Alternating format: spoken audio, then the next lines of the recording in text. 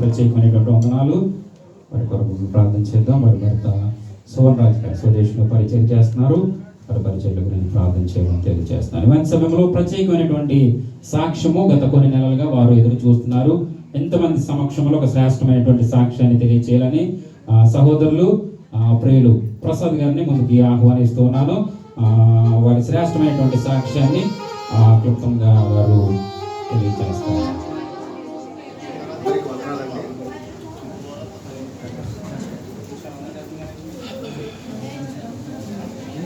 అందరికీ వందనాలండి.